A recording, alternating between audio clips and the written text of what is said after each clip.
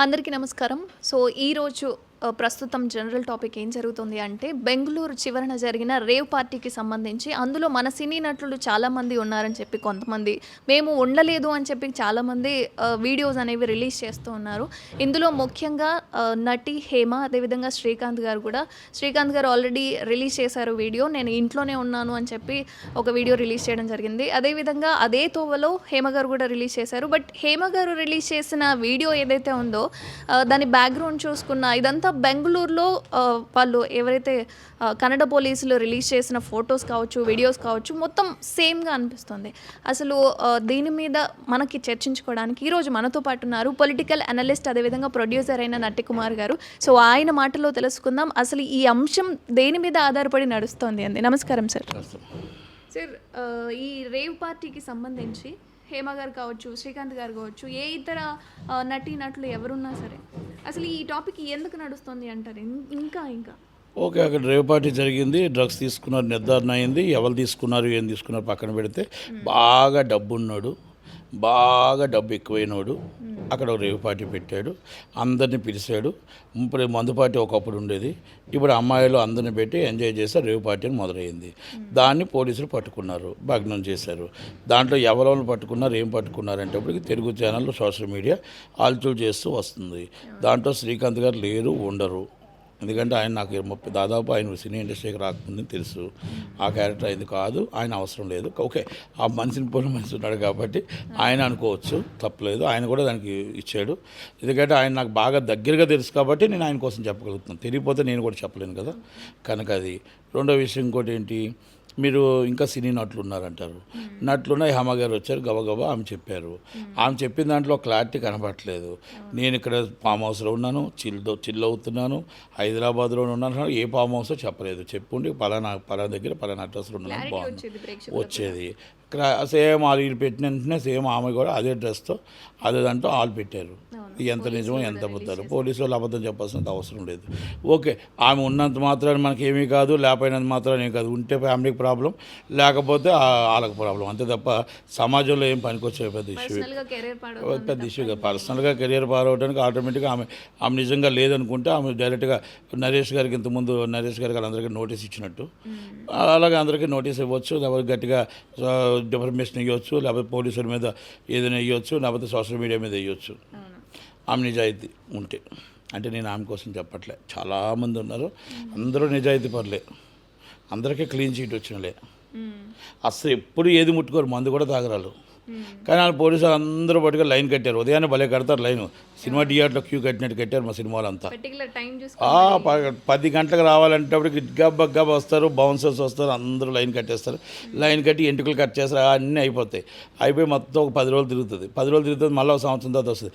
నాకు clean cheat వచ్చింది అంటారు. అందరికీ క్లీన్ చీట్ వచ్చేస్తుంది, ఎవరికి కూడా దాంట్లో తప్పులేదు. మరి అప్పుడు ఈ పోలీసు వాళ్ళు ఏం చేశారు? ఈ పోలీసులు కావాలని, గవర్నమెంట్ కావాలని వీళ్ళ లొంగ తీసుకోవడం కోసం చేసిన పనులు. కేటీఆర్ గారు కొంతమంది కావాలని ఆయన కాల్ దగ్గర రప్పించుకోవడం కోసం చేశారు అనేది అంటారు. అంటానికి దానికి ఆధారాలు కనబడుతున్నాయి. ఎందుకంటే ఎందుకు మీరు పోలీసు అరెస్ట్ చేయించారు, ఎందుకు మీరు ఎంక్వైరీ చేయించారు, ఎందుకు క్లీన్ చీట్ ఇప్పించారు, ఎందుకు వీళ్ళందరూ మీకు బ్రోలు అయిపోయారు? ఇప్పుడు ఒకప్పుడు మీకు పరిచయం లేని వాళ్ళందరూ ఇప్పుడు బ్రో ఎందుకు అయిపోయారు? కనుక ఇది ఇంట్రెస్టెడ్ కేసు కాబట్టి కేసీఆర్ గారి మీద కొంచెం, కేటీఆర్ గారి మీద కొంచెం, కేసీఆర్ గారికి అలాంటి సంబంధాలు ఉండవు.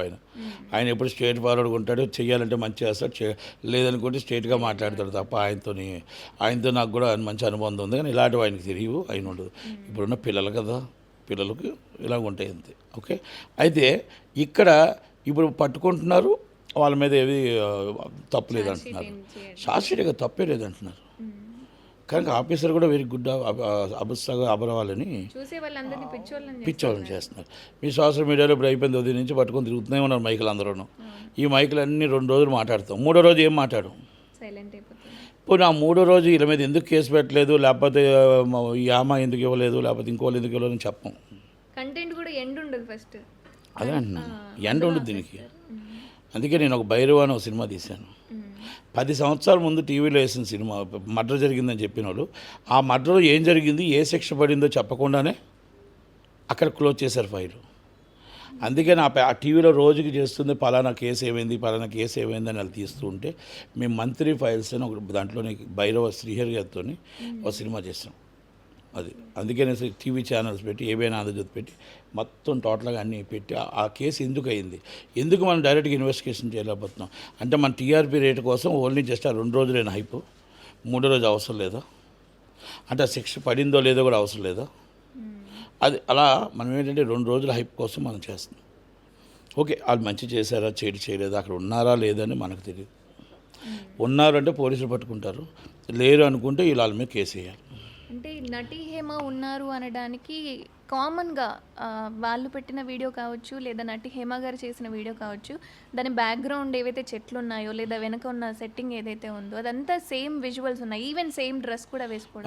మరి ఆమె అంత చక్కగా చెప్తుంది, అస్సలు నాకు సంబంధమే లేదు, అసలు అక్కడ ఉన్న వాళ్ళు ఎవరో నాకు తెలియదు అంటుంది. ఇది పరిస్థితి. మరి అక్కడ ఉన్న వాళ్ళు ఎవరు అసలు నాకు ఎవరు పరిచయం. పోనీ అమ్మగారు పోనీ కర్ణాటకలో ఏమైనా ఆమె శత్రువా, కర్ణాటక పోలీసులు ఆమెనే ఎందుకు టార్గెట్ చేశారు, పెద్ద పెద్ద ఆర్టిస్టులు ఉన్నారు కదా వాళ్ళమే చేయకుండా పాపం హేమ గారి మీద చేశారు, అది కూడా కర్ణాటక పోలీసులు, not only Andhra Pradesh and Telangana పోలీసులు కదా. కనుక కర్ణాటక పోలీసుల దాంట్లో అది కూడా సిపి గారు మాట్లాడిన మాటలో నిజం ఉండొచ్చు, హేమ గారి మాటలో అబద్ధం ఉండొచ్చు, మేబీ కాదు ఉండొచ్చు కదా. అలాగా ఏది ఏమైనా మనం నిరూపించుకోగలగాలి. పలానా గెస్ట్ హౌస్లో పలానా దాంట్లో పలానా కాడ నేను ఉన్నాను, నేను పలానా ఇంట్లో ఉన్నాను, మీరు ఫామ్ హౌస్ అంటున్నారు వాళ్ళు ఫామ్ హౌస్ అంటున్నారు, మీరు చిల్ అవుతున్నారు అంటున్నారు వాళ్ళు చిల్ అవ్వరు అంటున్నారు, మీరు వచ్చి రేవు పార్టీలో ఉన్నారంటున్నారు నేను రేవు పార్టీలోనే ఎంజాయ్ చేస్తున్నాను అంటున్నారు. అది ఆ బ్యాక్గ్రౌండ్ అది చూస్తే డ్రెస్ అవి సరిపోతున్నాయి. లేకపోతే మిమ్మల్ని కాపీ కొట్టి వాళ్ళు చేస్తే మీరు వాళ్ళ మీద ఎందుకు కేసు పెట్టట్లేదు? కాపీ కొట్టడానికైనా సేమ్ కాస్ట్యూమ్ ఎక్కడి నుంచి తీసుకొస్తారు? ఏదో పని ఏదో చేసి ఉండొచ్చు, చేస్తే పని తీసుకొచ్చి ఆమె నోటీస్ ఆల్రెడీ పంపించవచ్చు కదా పోలీసులకి, మరి నోటీసులు పంపించవచ్చు కదా. ఎందుకంటే కర్ణాటక పోలీసులకి ఇమీడియట్లీ నోటీస్ పంపించాను, డిఫర్మేషన్ కేసు అని ఫైల్డ్, నన్ను పరువు తీశారని చెప్పేసి ఎవరైనా అనొచ్చు.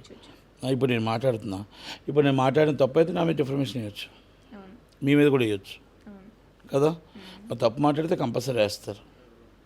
ఇప్పుడు నా దగ్గర ఏదో కాస్త కోస్త ఆధారాలు ఉంటే నేను పబ్లిక్ డొమైన్ ఉంటే మాట్లాడగలగాలి. పబ్లిక్ డొమైన్ లేకుండా నేను వేగ్గా నేను వేస్తాను అనుకోండి, రేపు నా మీద కూడా కేసు పడుతుంది. ఇప్పుడు ఎందుకంటే ఉదయం నుంచి పబ్లిక్ డిమాండ్లు ఉన్నాయి, ఆ డిమాండ్లు ఉన్న తర్వాత అన్నీ వస్తున్నప్పుడు మనం మాట్లాడుతున్నాం. దానికి తప్పు కాదు అది. ఎందుకంటే మన సుప్రీంకోర్టు కూడా ఇచ్చింది శర్మిల గారి మీద వాళ్ళ మీద భావ స్వేచ్ఛను హరించినట్టు ఉంటుంది. మనం ఇది మాట్లాడొద్దు అని మన హక్కును జారీ చేస్తే భావ స్వేచ్ఛని హరించినట్టు అవుతుంది.